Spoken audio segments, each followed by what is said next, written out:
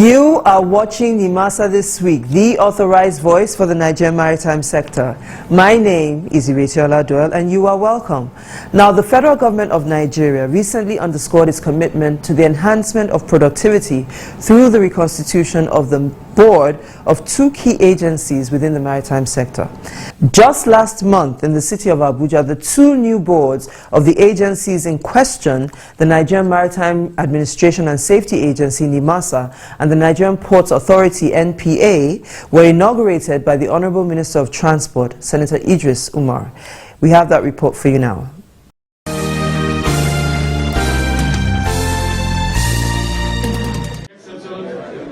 The Honorable Minister of Transport, Senator Idris Umar, inaugurated the board of the Nigerian Maritime Administration and Safety Agency as well as the Nigerian Ports Authority last month in Abuja, the Federal Capital Territory.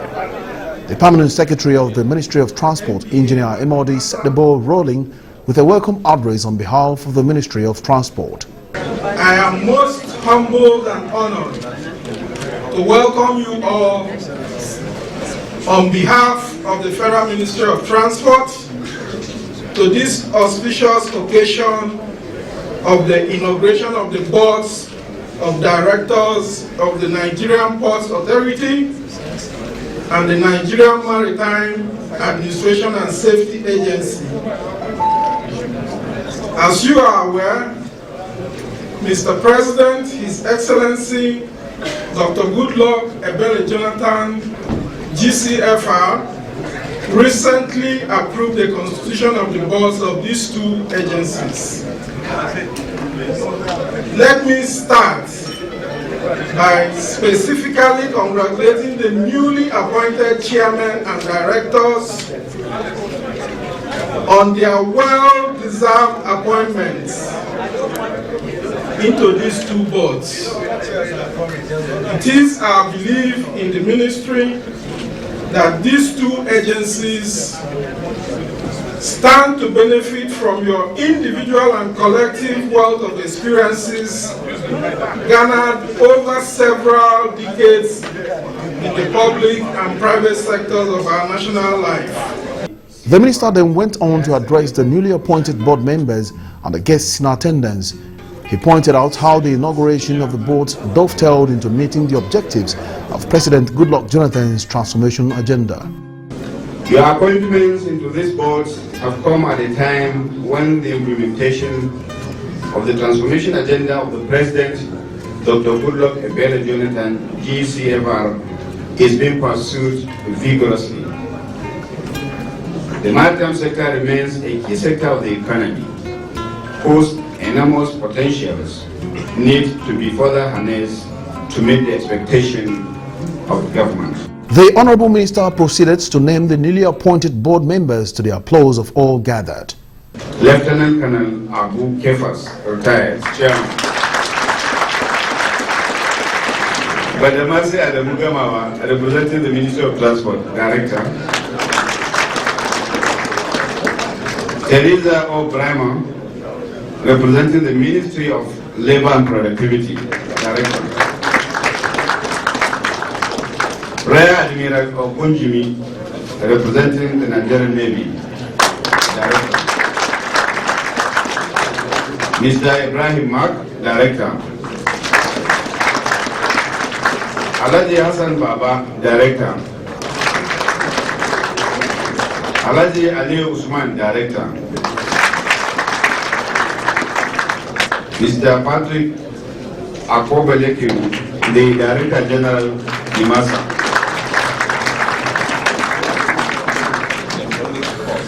Mr. Baba Haruna Joro, Executive Director of Finance and Admin, Nimasa. Barrister Callistus Umabwezi, the Executive Director, Cabotage and Level Services, Nimasa. Captain Ezekiel Bala Agaba, Executive Director, Marine Safety and Shipping Development, Nimasa. Barrister Mrs. Rita Chinedu Orakwa, Secretary Legal Advisor, Nimasa. Senator Idris Umar personally congratulated by going around to shake hands with each of them personally. The chairman of the Senate Committee on Marine Transport, who was unavoidably absent, was represented by the vice chairman of the committee, who gave a few words of advice to the newly elected board members. Many of the members of the board are also members of the executive of those agencies even before the inauguration of the board. So I congratulate again the chairman and congratulate the DG Nimasa and the managing director MBA. So by the law, they are also members of this board. And they too have been inaugurated as board members.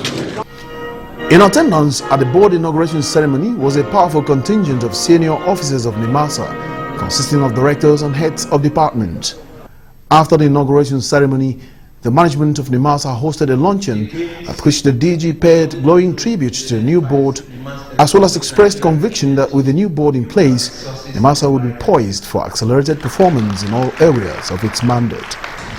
If we in Nimasa, the executive management, the top management, and the staff generally to go so far without a board in the last 1 or 2 years, it means that we can go very, very far with this new board that is constituted today.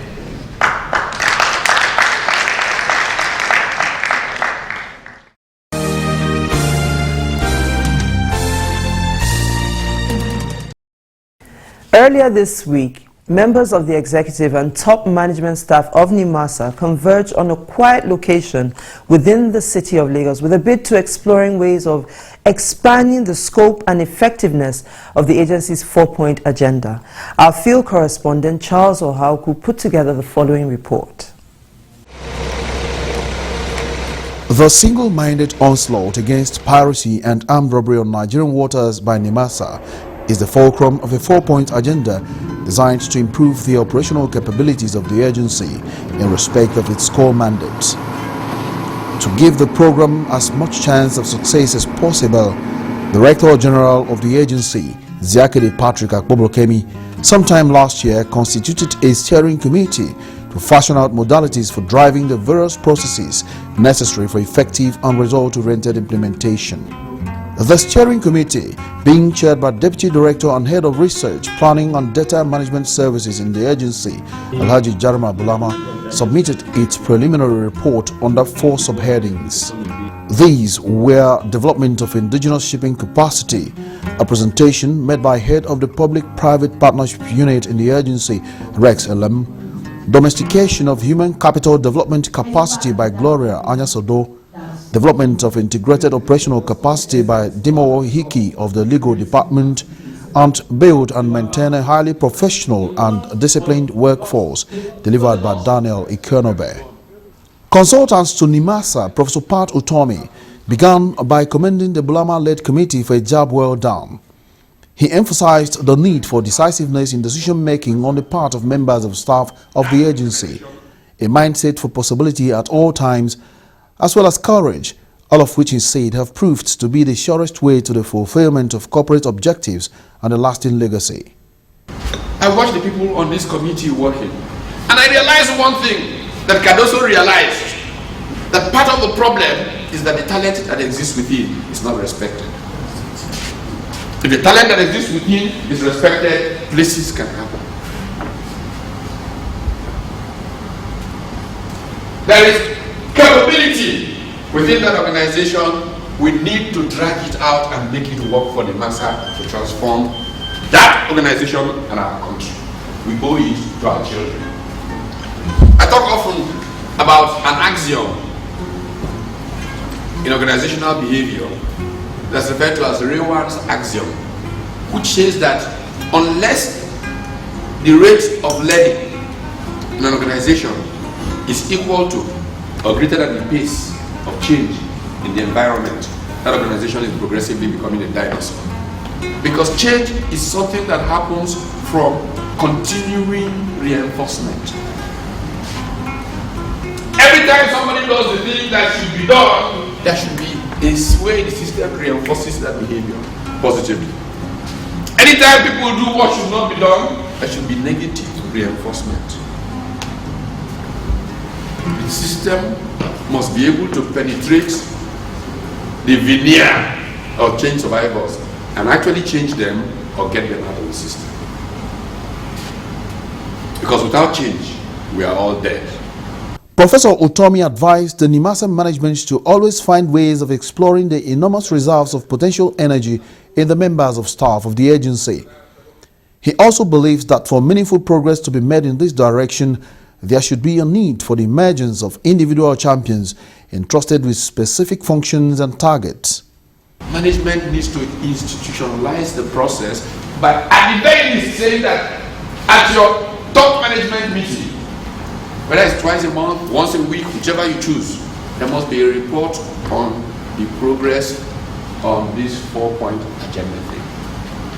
Specific people in the management team must become champions, super champions, that will drive what the people here are trying to achieve. That means they will get briefing on a regular basis from this, because by the time we finish with this phase, we're using stream diagnostics now. We'll go to the quality circles approach to ensure that everybody gets ownership of ensuring quality in work. At this point, the session became a watershed, affording the agency's top officers an opportunity to contribute to the debate as to how to improve the communication channels needed for realizing Nimasa's 4-point agenda. While the obvious consensus was in favor of a bottom-up approach, some others argued for a reverse model. You enter an office, about 6 people in the office. You introduce yourself, start talking to one. And before you realize it, you only left in the office with nobody around. Everybody stand up, and they're out of. So it looks as if you are now becoming a nuisance. You know? You try to enter a lift, people at the lift, they try to rush up, you stop them, oh, let's go, they will see they must come out. So how do you handle that? So sometimes you try to stay on your own, say, look, I'm becoming more of a nuisance than trying to know them. So I think we should try also to educate the workforce. When you see your bosses around, you should stay, talk to them and exchange ideas. It's not always the fault of whoever is at the top. The heads of units expressed themselves, particularly in relation to relationships within the agency and the motivation of members of staff. A lot of staff, if given the opportunity, will perform better than their present employer. Quite a number of them have been well trained, but we need to believe that they have the competencies to deliver. In my department, I look around and I find that there are very, very intelligent hands, people that are very, very hardworking, and all they need is just a little push. And I have a system at departmental meetings, staff that have done exceptionally well, I commend them. I call them and I say, you have done well. I'm happy with you. You've added value. I tell them openly, you've added value to my job and you have made my job easy. So I believe overall we should try to do that. When you have officers that have done exceptionally well, it's like you have children doing well, you encourage them to do better. So staff that stick out their neck, do exceptionally, there should be reward.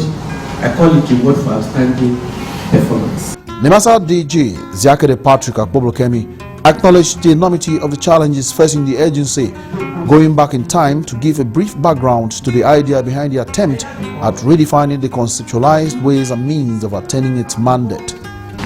If you have to run the agency in a way and manner that would lead in the actualization of the dreams, the mandate of this agency, then it means you are on an uphill task. The moment you underrate the functions of Nimasa, you are gone for it.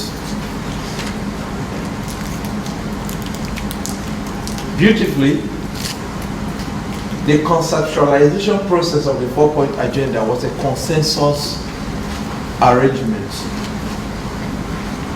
We all sat,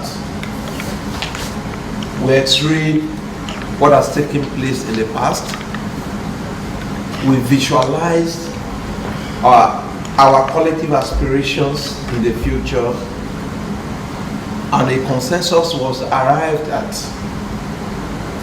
Ultimately, that became our 4-point agenda. Mr. Akpobulkemi said Nimasa is on an irreversible track to self-rediscovery, adding that drawing from the internal energies of the organization offers it the greatest chance of success in respect of the 4-point agenda.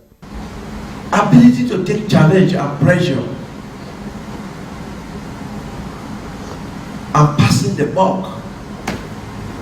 Most times, Mr. A will say, it is not me, they ought to have done this. Mr. C will say, oh, they ought to have done this. Most times, people don't feel happy enough to own up. Yes, this problem was caused by me, but the intention was to do this. But along the line, there were mistakes. And therefore, it's a learning process. We have to correct ourselves and make progress. People don't have the culture of x-raying themselves. Look at where they have wronged either the agency, the government, or the people of Nigeria, and come back to say, please, this has been a mistake, but the intentions were very pure and clear. Chairman of the Nimasa Steering Committee for the realization of the 4-point agenda, Alhaji Jarma Bulama, spoke about his fulfillment at having been able to articulate the goals of the project up to this point and believes that executive involvement is now needed to drive the process forward. I have never been happy as I was today after the conclusion of the session, especially with open-minded statements by both participants and the DG. More important and interesting was the motivational aspect by Professor Paratomi, who kick-started the frank discussion. It was really a privilege, and I want to thank God for that, that I have started a committee that is about to change the way things are done in Nimasa. And my belief is that with all the commitments by the DG, which I intend to take him up on, because we are going to give him an executive summary of what he said, to get it documented that yes, he made a statement and he meant it. The 4 resource persons also shared their thoughts for the points of view of their different presentations. Actually, what we are trying to do here is to leverage on the local potentials that we have. You know, Nigeria is a maritime nation, and we have a lot of people in all these sea areas. Most of them are natural divers, all we need is just to train them. But we felt, since we didn't have them, you know, Nigeria didn't have them in the universities, we are collaborating with these universities that are already in existence, not just creating a new one, so that they will begin to have some of those disciplines, key maritime subjects as discipline in their university, maybe by creating what we call like maritime institutions. We have actually gone advanced stage with them, and we're still talking with them on how best to do it. It was focused on how Nimasa can transform Nigeria from a maritime environment to an actual shipping nation. So, such initiative, the way Nimasa is thinking about it, is to engage the private sector, you know, to sufficiently involve private initiative in developing a kind of a scheme that can deliver on the dream for Nigeria to become a shipping nation. Like everything in Nigeria, I mean, we say that things are complex, but really every complicated or complex problem it can be broken down to very simple everyday problems. And then we say that there are no great organizations anywhere. Organizations are only as great as the people that drive this organization. So at the heart of this project are the people, and we have to focus on building the people. The intervention tool that we use is called stream analysis, and what it basically says is that people perform on the job for two reasons. One, internal motivation. Management really has no control over that. And the other part is environmental conditioning. And the tool just tells you that if you modify the environment a bit, you create kind of environment that makes people, willing to do their best on the job. It aligns their personal aspirations with the kind of work that they do and the environment around which they do those jobs. They'll deliver exceptional value. And then when they become the best of who they are and they feel self-actualized, then they give the organization the greatest value, and then the organization performs, extremely well, and fulfills its mandate as an agency.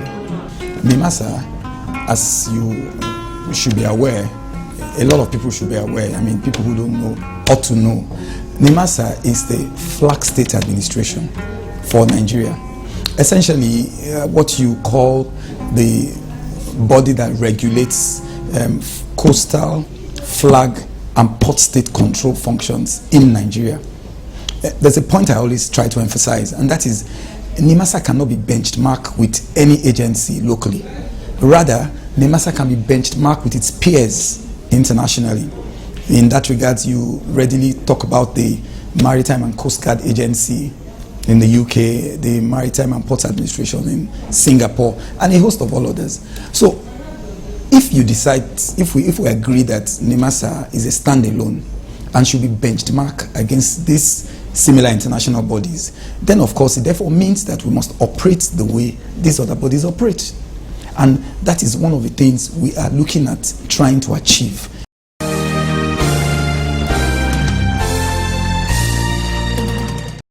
Up next is the Maritime Cargo Report, which is simply a breakdown of cargoing ships expected to berth in ports within the Lagos Palliative District this week. As always, the Maritime Cargo Report is brought to you courtesy of the Shipping Development Department of Nimasa.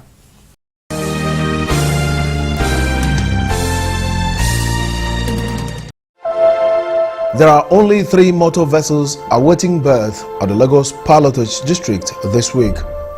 Out of the 3, 2 have rice on board, while the remaining vessel is laden with bulk weight. In respect of liquid consignment, there are altogether 21 motor tanker vessels awaiting berth at the Lagos Palliative District.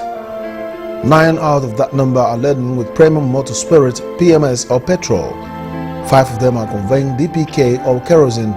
There are 3 carrying automotive gas oil, AGO or diesel. Jet A1 or aviation fuel forms the cargo of 2 vessels, while the remaining 2 vessels are laden with ethanol and bulk gas.